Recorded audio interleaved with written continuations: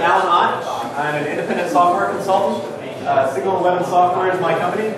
And today I'm going to be talking to you about wireless networking with IEEE 802.15.4 and 6LoWPAN.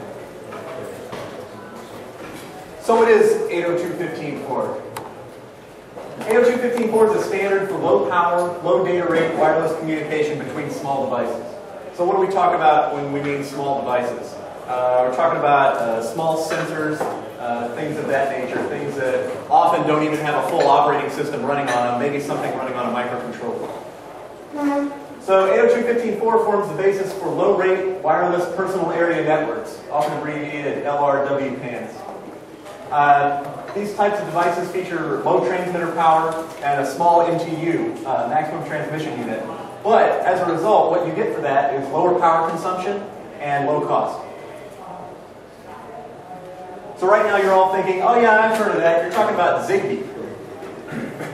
But it turns out that 802.15.4 is not the same thing as Zigbee.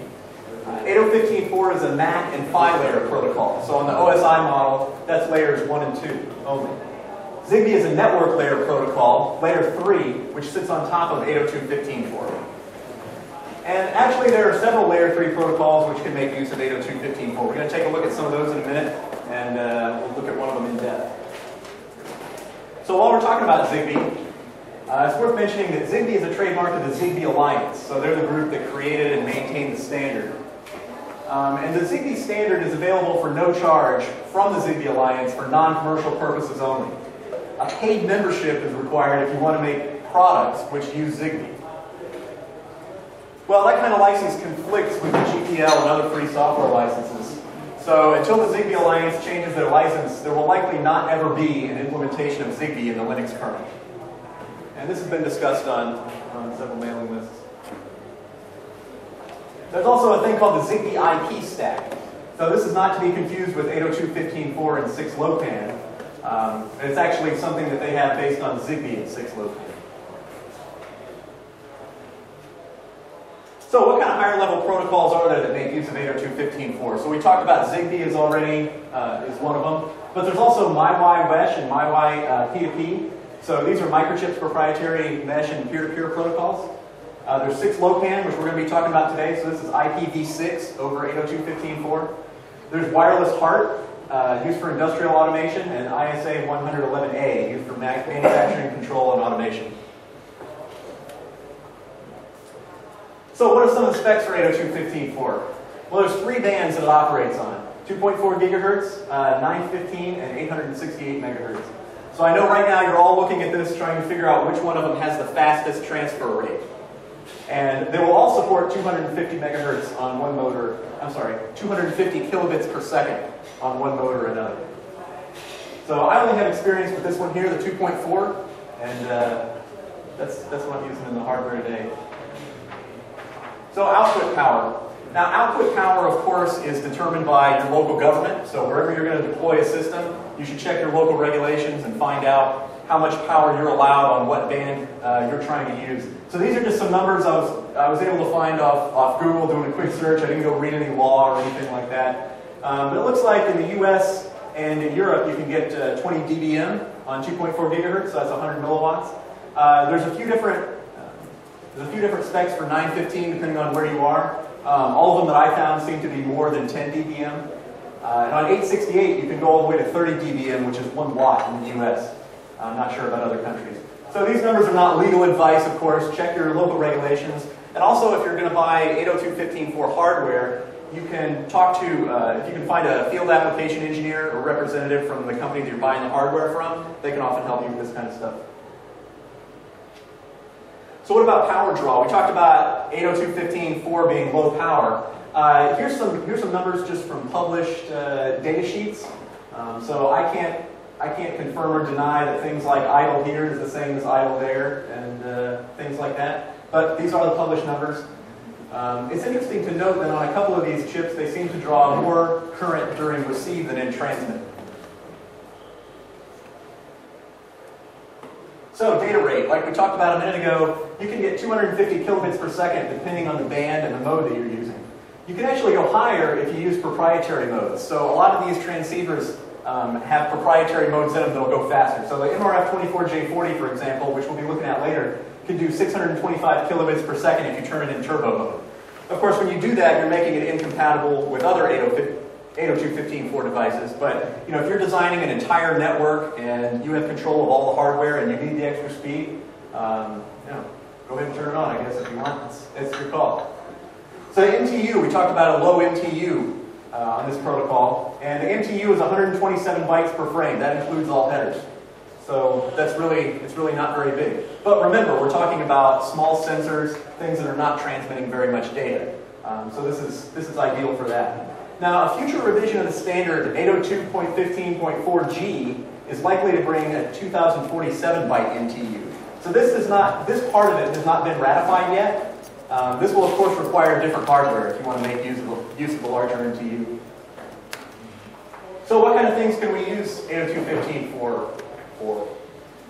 Industrial control and monitoring, wireless sensor networks like we talked about before, intelligent agriculture, security systems, smart grid. I'm sure you guys can come up with other things. Just some examples. So in 802.15.4, there's two types of devices. There's a full function device and there's a reduced function device. So a full function device can actually talk to all different types of devices. They can talk to full function devices, they can talk to reduced function devices. Full function devices support the full protocol. Now a reduced function device, on the other hand, can only talk to a full function device. But with that, you get lower power consumption and minimal CPU and RAM is required. So if you have a reduced function device, often you can compile the 802.15.4 stack to be smaller. So you've got less code running on there, cheaper hardware, it's going to require less CPU and RAM. So it's all about power savings on the reduced function devices. Also, one thing that's often done on reduced function devices is going into a sleep mode for most of the time. So if you have something like an alarm system and you have a window sensor, the window sensor doesn't need to be transmitting and receiving even data all the time. So it can shut off for a lot of time and wake up every couple of minutes or something like that to see if there's an updated status or whatever. Maybe every few seconds to find out if the alarm has been set, and then wake up if there's an event like the window breaking. So the protocol has mechanism built in for this, for waking up, asking the coordinator, which we'll talk about a little bit later, hey, is there any data for me? And if not, going back to sleep. So it's all about power savings. So devices on 802.15.4 are segregated into personal area networks called PANs. So multiple PANs can operate on a single channel. So a lot like Wi-Fi, there's multiple channels in each band that can be used. And you'd often want to find one that doesn't have a lot of other traffic on it. So each PAN has a PAN identifier. PAN identifier is a 16-bit number. We'll talk about that a little later. Devices, interestingly, can communicate within their own PAN, clearly, but they can also communicate between PANs, inter-PAN. So the PAN identifier, it's a 16-bit integer, and the important thing about it is that it does not need assignment from a central authority. So you don't have to fork over a lot of cache to the Zigbee Alliance, which is what you have to do if you want to make Zigbee devices, or you don't have to, for example, buy a USB vendor ID or something like that, like you would have to do with USB. So you make it up yourself at no cost. So self-assigned 16-bit integer, so that starts to raise questions, right? So like what happens if there's a conflict? How do we handle these situations? Well, the easiest way to do it is to have your PAN ID predetermined. So you just come up, you're on a specific PAN ID, and if there's somebody else, well then too bad. Well, that's obviously suboptimal. So a better way to do it is to scan for a PAN ID that's in use at coordinator startup time. So we're going to talk about the coordinator on the next slide. So basically what you do is, when the coordinator comes up, who's kind of like the master, you scan for a PAN ID on each channel. You ask, hey, is there anybody on this PAN? And if so, then you move to a different channel. And you keep stepping channels until you find one that you can use that PAN ID on.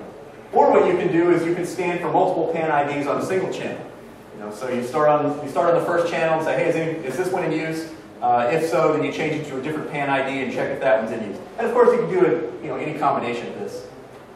When you bring up your non-coordinator devices, those devices would then use the same algorithm to search for the coordinator that they're looking for.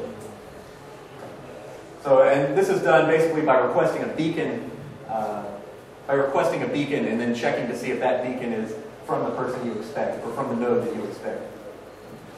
So frames, like I said before, can be sent inter-pan, and there's also a broadcast pan ID, so setting it to all Fs, 16-bit. So each device has two addresses. It has a long address and a short address.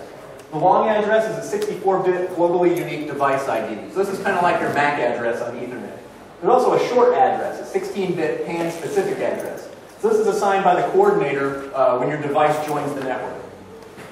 There's also a broadcast address, and it's the short address of all Fs, 16-bit. So what's cool about this is that short and long addresses may be used together in a MAC header. And we'll take a look at the header a little bit later. So the idea is, once you associate onto a network, ideally you can use the short addresses and you can save power that way by having to transmit less data. So the coordinator, we've hit this a little bit already, but each pan has a pan coordinator. So a pan coordinator is a full function device. It's usually the first one to start up, and it processes requests to leave and to join the network. It also assigns the short addresses, like we talked about a second ago. So a pan coordinator would typically be something that's mains powered. So if you had an alarm system, maybe the controlling unit would be the pan coordinator. The sensors on each door and window, they would probably be reduced function devices. So beacon-enabled networks. So there's also this mode we can put 802.15.4 in, which is called beacon-enabled mode. So the way this works is that the pan coordinator periodically will send out a beacon frame. And when I say periodically, it's deterministic. We'll send out a beacon frame to synchronize and delineate what's called super frames. So when you're in beacon-enabled mode, also access to the channel is slotted. And we'll take a look at what a super frame looks like in a second. So having slotted access to the channel basically means the channel is divided into slots. So there's 16 slots in this case. To transmit a packet, you have to start at the beginning of a slot and be done by the end of that slot. So the idea is that it reduces the probability of having collisions because access to the channel is more regulated. You can still, of course, have collisions if two devices pick the same slot to start transmitting. So super frames can also contain guaranteed time slots, or GTSs. Each GTS can be assigned to a specific device, preventing media access contention, ideally. So what you could say is that the last slot is reserved for one specific device. So if you have a device that has a little bit lower latency requirements, lower in time, you can assign them a guaranteed time slot. And in theory, nothing else on your network could conflict with them, could cause a packet collision. So what are some of the ways where you could still get a packet collision if you have a guaranteed time slot? So one of the ways is if you have multiple pans that are running on the same channel, then somebody from another pan could overwrite you. And in addition, this just goes back to the fact that nothing in wireless is ever guaranteed. So this is pretty close. So this is about the best you can do, is the guaranteed time slot.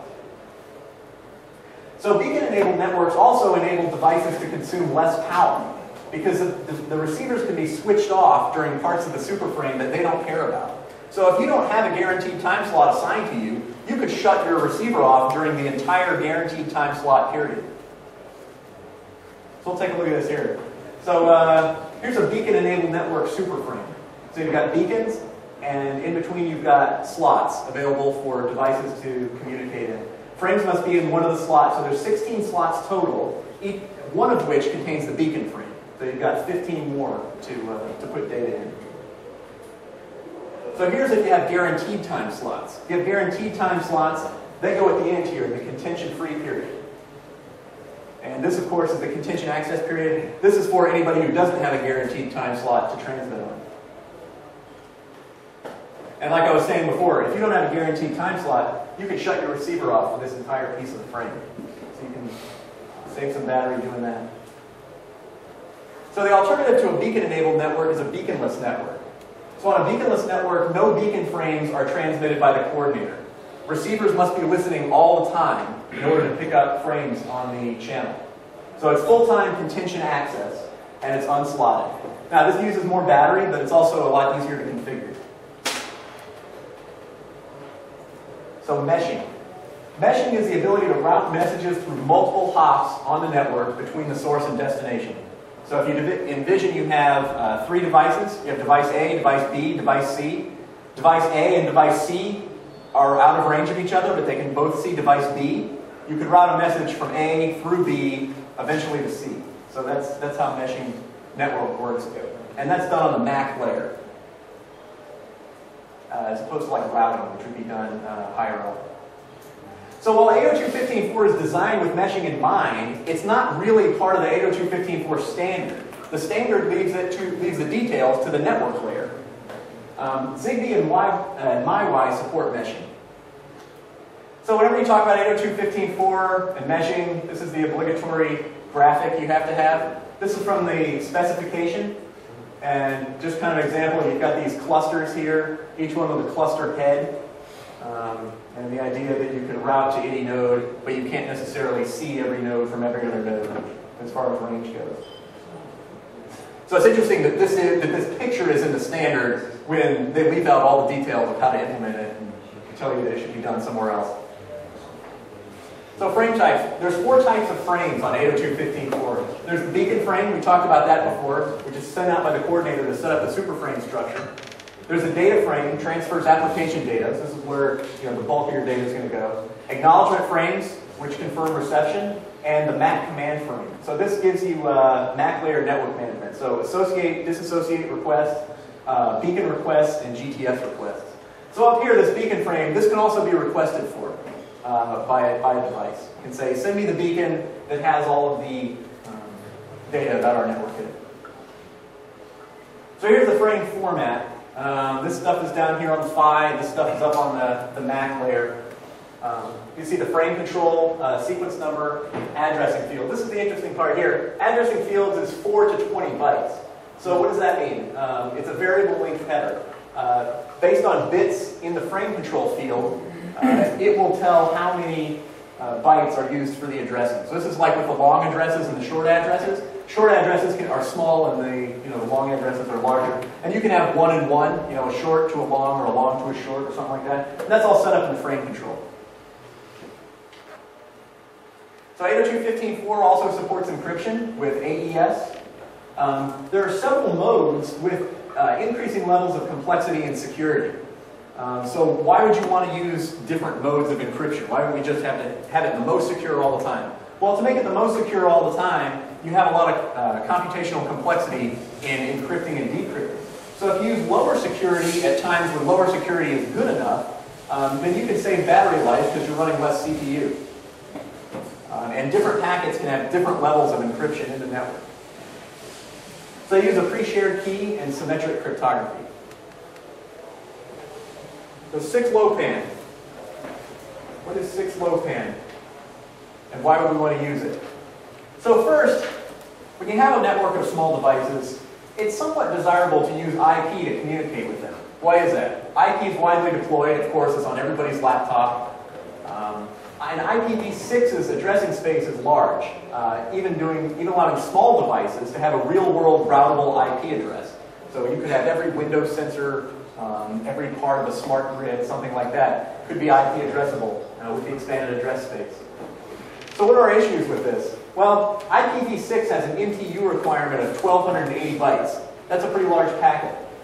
802.15.4 has an MTU of 127 bytes. So already we can see that that's going to be a problem.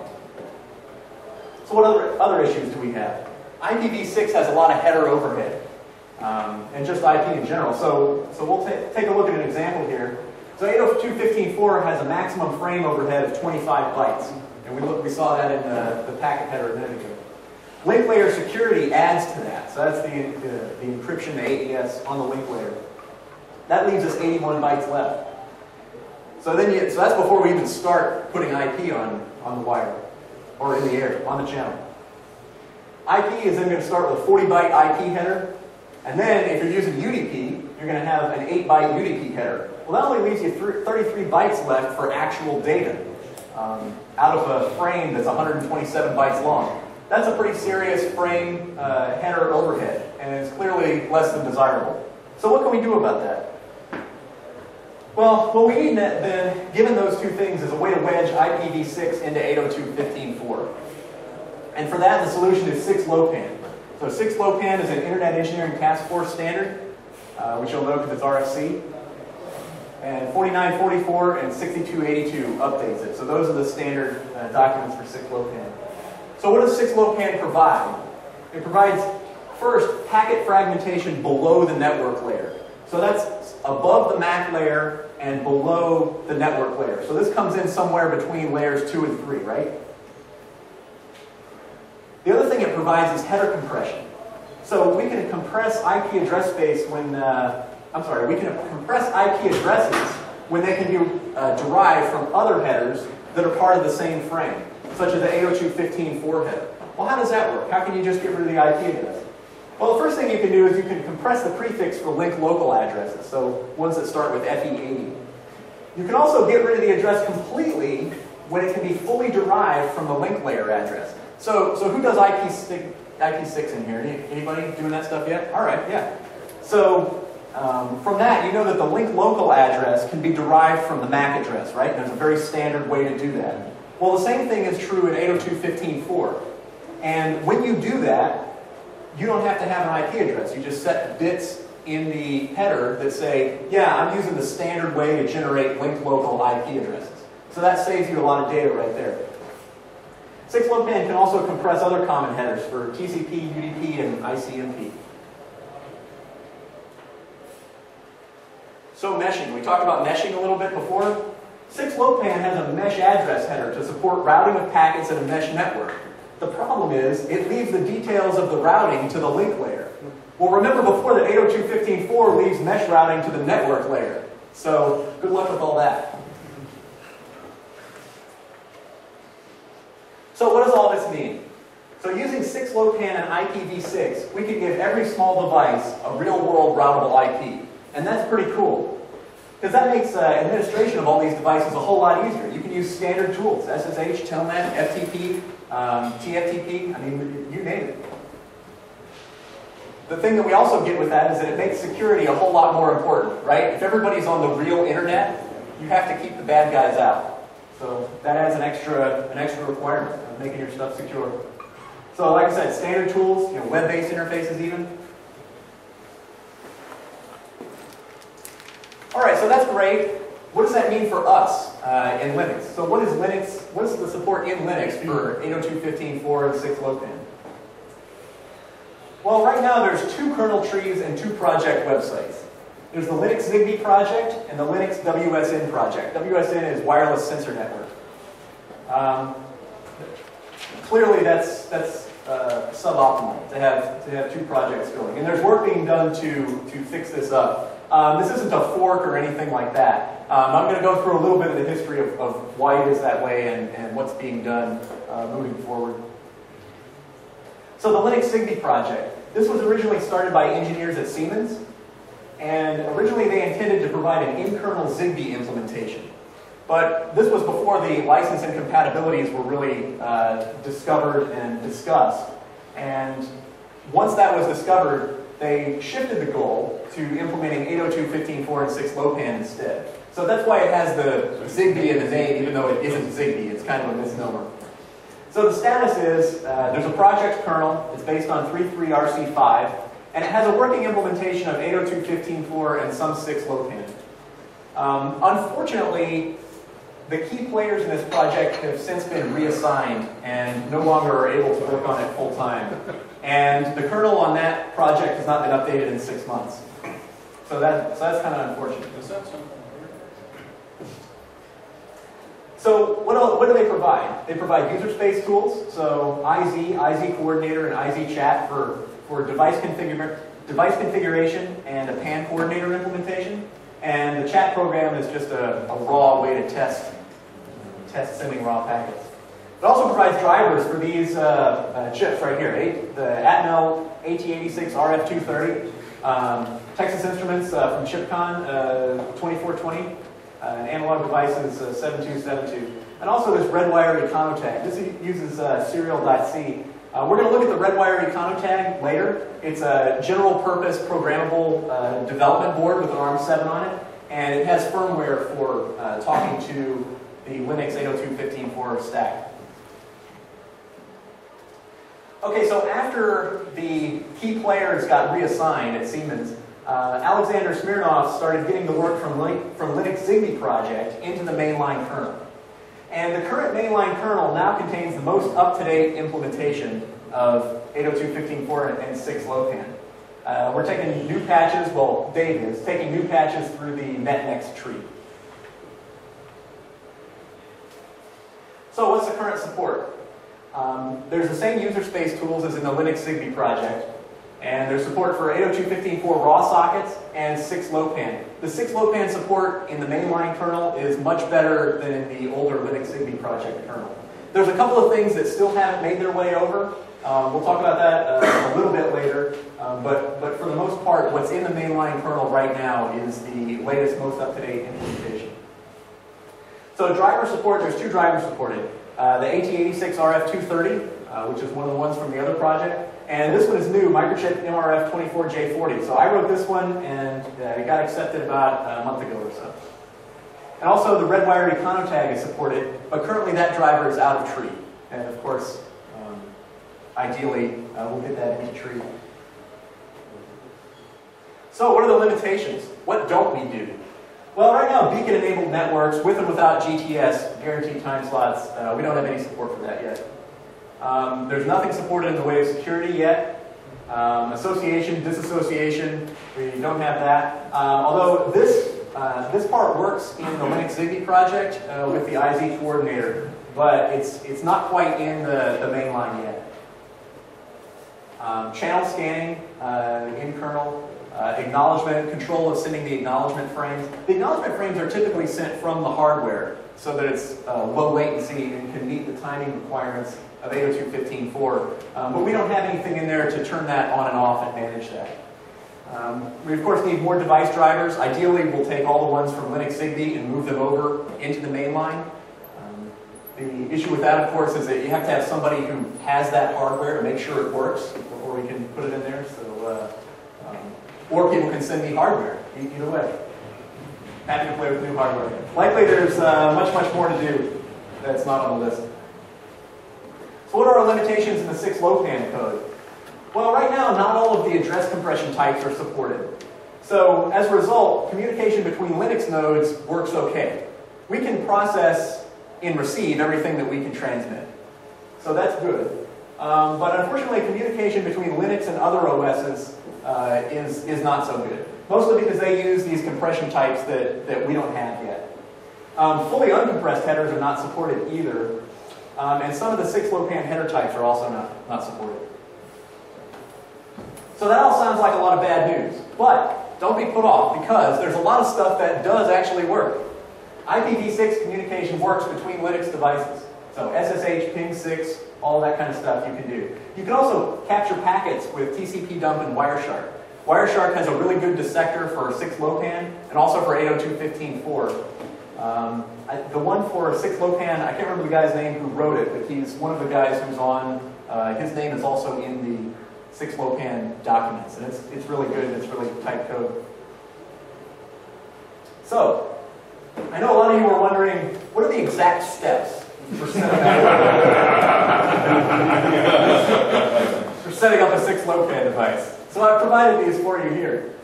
So here's what you do. This is out of my script that I used to set this up. First thing up here is IZ list 5.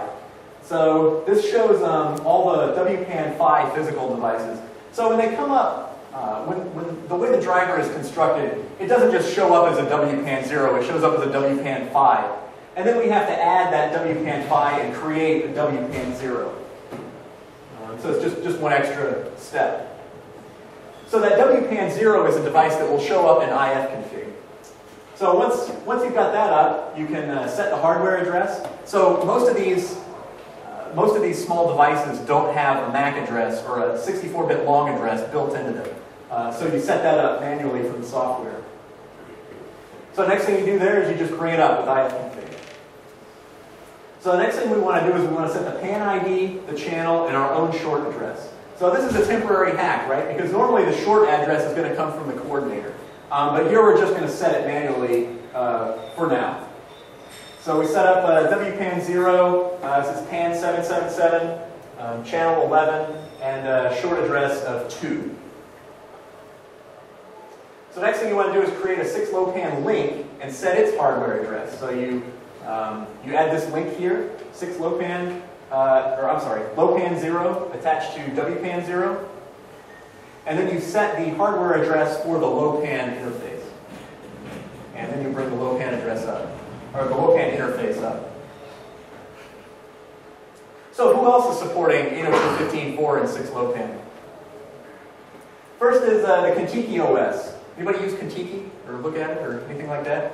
All right, cool. So it's written by Adam Dunkels with the Swedish Institute of Computer Science. I hope I pronounced his name right. He's the author of Micro IP and LWIP, which are microcontroller IP stacks, and are pretty cool. Any users of those? Micro IP, LWIP? All right, cool. So Kentucky supports IPv6, 802.15.4, and 6LoWPAN, so that's good. It runs on small to tiny CPUs. So this one here we're going to be taking a look at a little bit later. This is the one that's in the Redwire Econo tag from Freescale. Runs on an AVR and even a 6502. Kentucky's not real-time, but it uses proto-threads, which is Adam's design, and it's cooperative multitasking.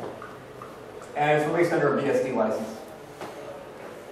The other one is TinyOS. I don't really have any experience with TinyOS, but this is what I found just in researching it. So it's maintained by the TinyOS Alliance, but it started with these 3 organizations here: Berkeley, Intel, and Crossbow.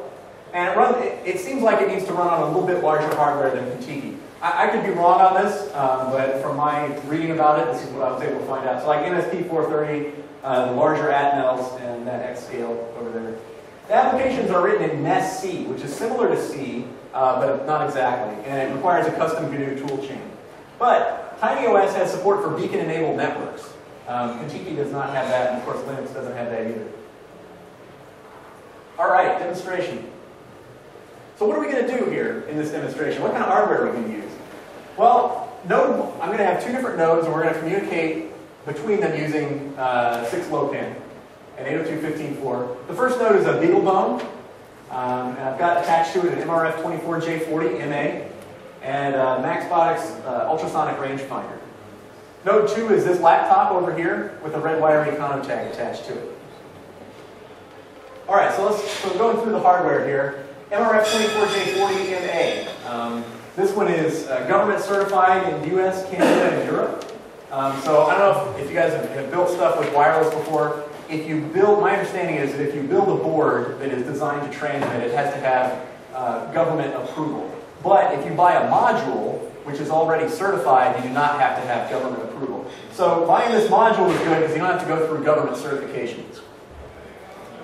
So it's a fully integrated module, antenna, RF, everything. The only thing you have to do is drive it over SPI. It's on the 2.4 gigahertz band and transmits at 1 milliwatt, 0 dBm. So these are $10 for single units. It's too expensive. Too expensive? Well, it goes down from there. So I don't know how many you want, but and you know, if you're doing a large run, maybe it's better to just buy the chip and get the certification yourself. So I mean, that's a whole. That's usually for people other than me to determine. It's supported in the mainline kernel as of 3.7 RC1. So the other device we're going to use is the Redwire Econo tag. So this is made by Mariano Alvira from Redwire LLC. And you can see his websites there. This is based on the Freescale MC13224 ARM7 chip. It has an integrated 802.15.4 radio, which is capable of transmitting at 4.5 dBm. The cool thing about this is since it's DMA and it has multiple buffers, you can really blow some serious data out of it fast. It has JTAG and serial console over the USB using an FTDI up there. And it's fully supported with OpenOCD and GDB, and it's well supported by the Kentucky OS. Kentucky has this as a target in their main line, and you can just build it and run the examples on there. I've done that. There's also a firmware package to connect it to the Linux 802.15.4 serial driver. So that's what we're going to be using today. This is also open source. BeagleBone. So we've all seen the BeagleBone, hopefully, maybe. Engineers from Texas Instruments designed it, and Circuit Co. produces it. It uses an AM3359 ARM Cortex-A8 sock. 3.3 volt I/O on 0.1 inch space connectors. This, in my mind, is the coolest thing about it, because we have I/O that is compatible with a lot of hardware, and it's spaced so that I can jam wires into it and attach it to my breadboard, which is the way I like to work. It boots a mainline kernel, plus some patches. Just a small amount. Yeah, small amount of patches. But it's a good automated build process for patching it, and we'll talk a little bit about that later. Great for breadboard prototypes, like I talked about, and it's $89 from a handful of sources. What was the cost of Redwire? Redwire, that's a great question. Okay. I think it's. I think by the time it's shipped, it's around 70. I think that's what it was. All right, so what's our application? We're going to make a security system. Well, I already made a security system. We're going to turn it on and hopefully see it work. So how does it work? We've got an ultrasonic range sensor attached to the BeagleBone using the HRLV Maxbotics ultrasonic rangefinder. We have an alarm console that runs on the PC, so we can set, unset, and view the alarm indication. So when the alarm is set and the range sensor detects a person, the alarm trips, and the alarm is indicated until reset. And we're using UDP packets over 6LoWPAN to send commands and to indicate the alarm trip. So, in order to do that, I made this board here. This starts with an Adafruit Protocake kit. So that's the 24J40MA, and that's the ultrasonic rangefinder. And this is the 7805 for turning my battery pack into 5 volts. So, installed. It's currently mounted in an Altoids tin over the door behind you. I don't know if you saw it when you came in, but there it is. So it's kind of hard to see from this picture, but you can see it back there. It's mounted facing down a little bit, and so the lid is attached to the door, and the hinge is bringing the sensor and the BeagleBone down. And this is a piece of cork I've got wedged in there to hold it at the right angle. I'm a software guy. This is kind of what I've got. Oh, we get another video there. Cool. I mean, it is kind of soft. It is kind of soft. Yeah, right. So yeah, this picture is kind of from below looking at that.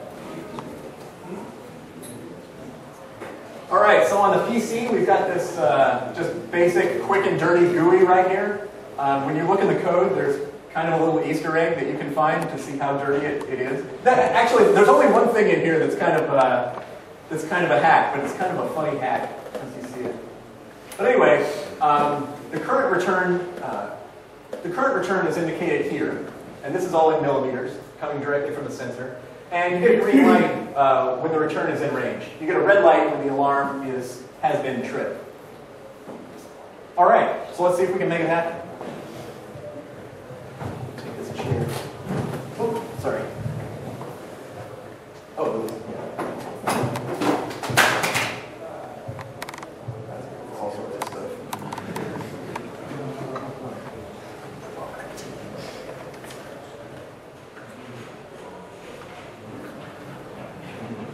All right, so the first thing I'm going to do here, well, actually it's already done. This ran my script to bring the interface up and start up the software. And all right, we're getting returns. Okay, so people are walking through the door here, and we had saw 300 a minute ago, and now we're at 2,048. So I'm going to set the trip range to 1,000. So that means if we get a return under 1,000, we'll get an alarm. So I'm going to send the command to the unit. And now we need someone to walk through the door. I don't know if we just wait for somebody to come in or what. Hey, there we go. We got an alarm. Well, that's great. I've been worried about that for a long time. So there we go. We could reset the alarm. And there you go.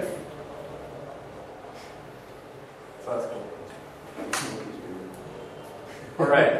getting short on time. So,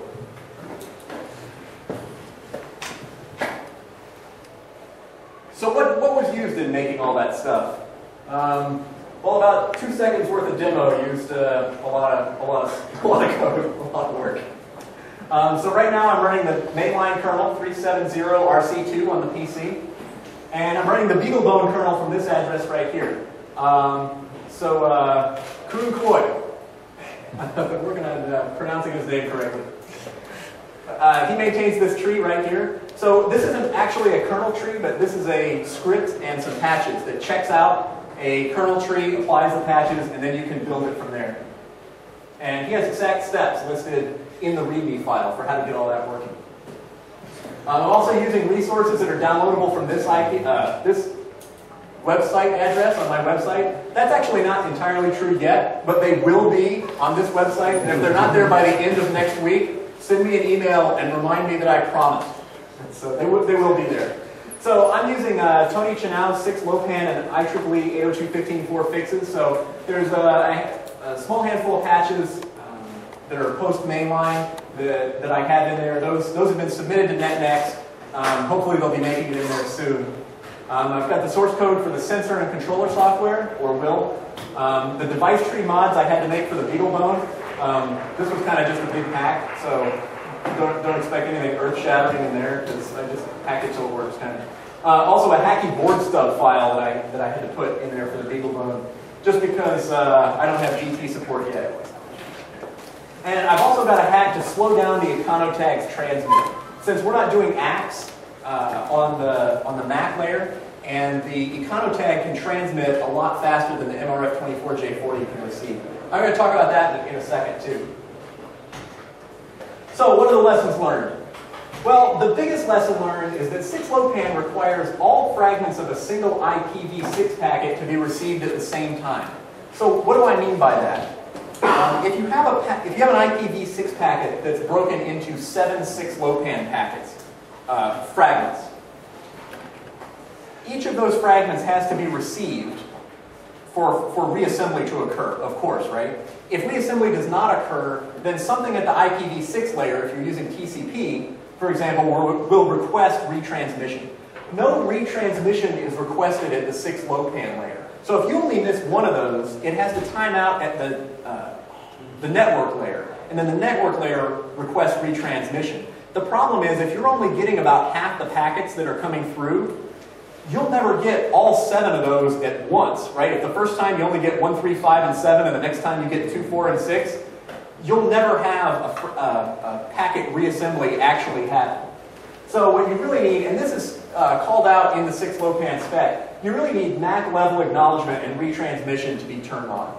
And that's what we don't quite have yet. There actually is code in the econotag firmware, but I had it turned off for another reason that I can't now remember. But anyway, there you go. Accounting for different speeds of hardware is important. This is really important if you don't have the acknowledgement going on, like we don't. So this is a lot of stuff I had to fight with. Also, the mainline BeagleBone kernels are experimental. They're changing a lot, but they are moving in the right direction. They are rapidly moving in the right direction. So as a result, sometimes you get stuff working in there and you check it out again. It's like, oh no, this is different now. So, but that's really a good thing. It's really a good thing because we're getting close. A lot of people working really hard.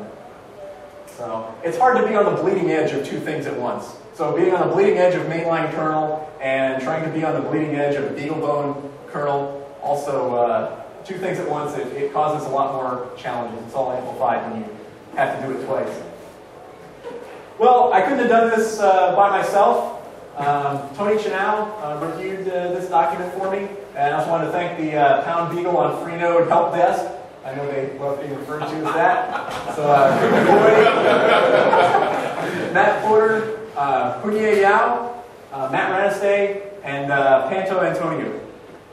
And Aaron Wigington, he let me use his really nice soldering station. He gave me some cool pro tips on how to make my soldering better. Definitely couldn't have done without him. Well, that's all I got. Here's my contact info. Feel free to send me email or call me on the phone. Just remember my time zone. And if you have any questions about this or you want want more information. The slides will be online. They'll be at that link that I provided there. I'll put a link to them from my main website, signal11.us.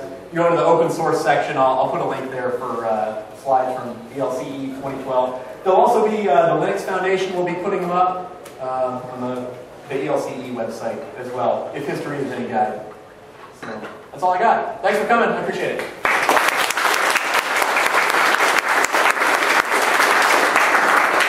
So any questions? I forgot to ask for a question. Yes. Yep, go ahead. Okay. The question is, if we're talking about really small nodes running contiguous, when do you think we have a working chain from a Linux node to one of these? And which one will be the first one? So the question is, how long until we can talk from contiguous to Linux? Yeah. That's a good question. I guess the standard answer is when it's ready, right? I don't know. So it's just a matter of getting in there, figuring out all the things that they said which we don't support. It could be, not for the next kernel. It's not going to be in 3.7. Probably not in 3.8, maybe 3.9. I don't know. It's just going to be a matter of getting in there and doing it. And that's one of the things on my list to start trying out. And I think kind of related, you mentioned that there's a bunch of compression types that aren't yet supported. Is there anybody working on that, actually working on those gaps there? So the question is, are there people working on the gaps, compression types and that kind of thing? Well, when I have time, I am, which I haven't had a lot of recently. Tony Chenau has been working on that stuff for 6LoWPAN. Alexander Smirnov's been working on that stuff. He doesn't really have a lot of time to devote to it either. Maybe there are some other patches, but I haven't seen them. So I'm not sure about that. I'm sorry if I leave anybody out. Yeah. You mentioned about header compression. That seems a lot like PPP header compression. And some of the problems that you have looks like some methods called for PPP multi-link support could work with that because it's a similar problem. It's fragmented in PPP packet across one or two links and then reassemble them together. Maybe you could use some of that. Yeah, so the question is the observation that the header compression in 6LoWPAN looks a lot like the header compression in PPP. I'm not really familiar with how PPP works, but that's definitely something that I'll take a look at and see if there's anything in there worth reusing. By worth reusing, I mean something where that's going to be impedance compatible, right? Anybody else? So for the 6LoWPAN and Zigbee stuff TI is putting out, they run their own operating system on the MSP430 called ZAP.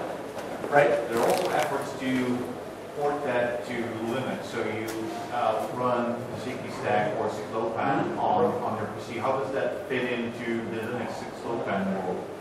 Okay, well, I wasn't aware of that. So the question is, TI has on their MSP430 a stack for Zigbee and 6LoWPAN, and they're with a custom operating system called ZAP. ZAP. ZAP. Oh, ZAP. ZAP. Okay. Yeah. I don't have any experience with that, but that'll definitely be something to look into. I can add to that. Okay. The ZAP implementation on Linux, since I unfortunately encountered it once with a customer, is basically a port of that ZAP stuff on 430 to Linux user space, precisely for the licensing reasons that you mentioned. Basically, they just talk to a serial port. Okay. Yeah, so Matt's saying that the implementation of ZAP on Linux is a port into user space. So it's a user space implementation of Zigbee. There is another user space implementation of Zigbee called, no, it's escaping me. Freak Labs. It's from Freak Labs.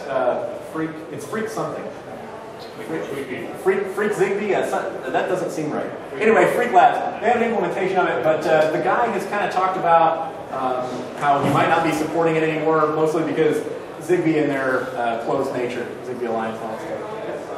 With all the stuff not there yet and all the problems and the compressions, does it even make sense? I mean, I'm doing this 6LoWPAN just that my simple sensor can have a standard IP stack. Is it worth it? For a very small sensor, Maybe or maybe not. I mean, there's certainly all different levels of device. Maybe the lowest level you just want to send raw frames to. You could definitely do that. Maybe a device that's a little bit bigger you might want to be able to communicate with 6LoWPAN. Yeah, I mean, it all depends on your application and your device.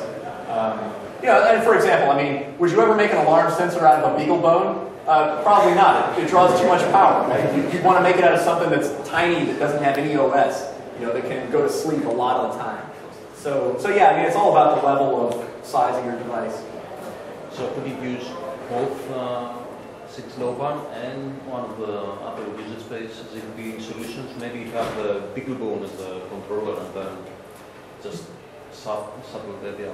Yeah. So the question is using 6LoWPAN along with other user space. Not user space, but other network layer protocols together. Yes, that can be done.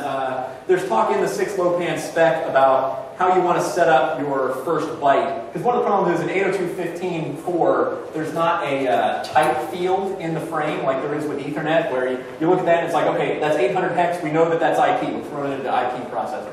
There isn't that in 802.15.4. So based on the first byte, you kind of have to guess and figure out what that is. And when you send raw frames and you look at them in Wireshark, you can see Wireshark guessing and a lot of times getting it wrong. Well, if you're just sending raw data, it clearly will be wrong. But yes, different network layers can coexist on it. So, for example, you could use one PAN for BeagleBone, connect to the small devices using some user space stuff you don't control, and then use 6LoWPAN to connect to a larger.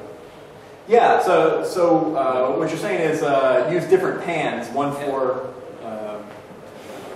each protocol. That can be done. They can also coexist on the same PAN if you want to do that too. Anybody else? All right, well, I guess that's it, and it's lunchtime.